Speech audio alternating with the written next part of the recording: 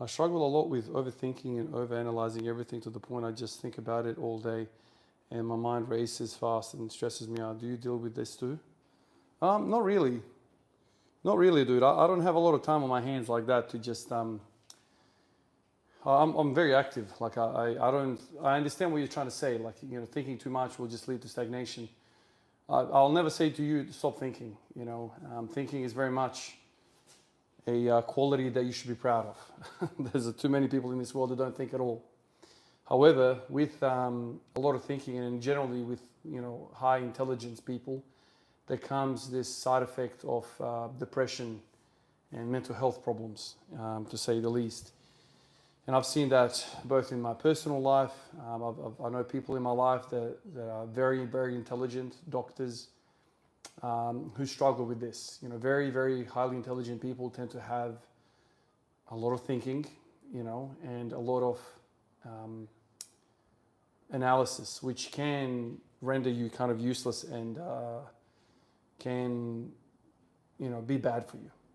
Now, having said that, if you, once again, like your leverages in the squat and the deadlift, if you know you're that type of guy, then you need to structure your life accordingly. So if you know that you're a thinking type and you have a day off work, don't just be in the house all day thinking. Plan something. Squat every day, right? This is something that I always go on about.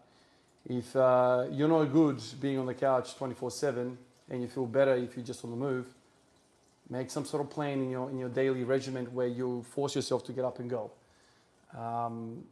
There's a lot of variation here amongst all of us: personality, the mental side, how we think, our IQ, our intelligence, all of that. And you need to kind of structure your training according to you, not your favorite lifter and who you want to be. And no. It needs to be tailored to you. So if you're a thinker, make sure you also are a doer. And you force yourself to do something every day. It doesn't have to be squat every day, whatever. It could be freaking go for a walk, go for a run. But make sure it is non-negotiable, because your brain is your worst enemy if you're a thinker. I like to think a lot. I like to overthink everything. I'm deep and meaningful, as many people in my life have said. But I make sure that I come out here every day and I move. Somebody actually said on here a few weeks ago, depression doesn't like a moving target. So movement is not just medicine for our body, it's also medicine for our mind. So you got to keep moving for health to be holistically, experienced in your life. So think all you want. That is a strength in my mind, but you also need to make sure that comes a weakness with it, and you need to address that. And so move. Sure, am I going to do squats and deadlifts, blah, blah, blah, whatever. Think all the way up to the training session. At the training session, you're doing something.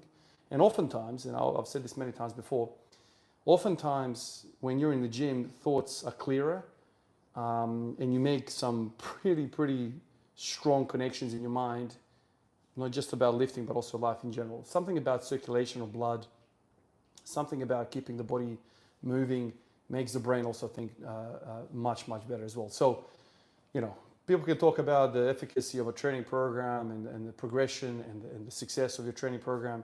Dude, I think about this on a much deeper level. And so for me, it's not just the success as a lifter, but it's success as a human being, as a man. And this is very beneficial for me in many respects, not just in lifting. And part of that is the moving. Every day you're forced to get out of the house and do stuff, and do it well, with structure in a goal, a long-term goal.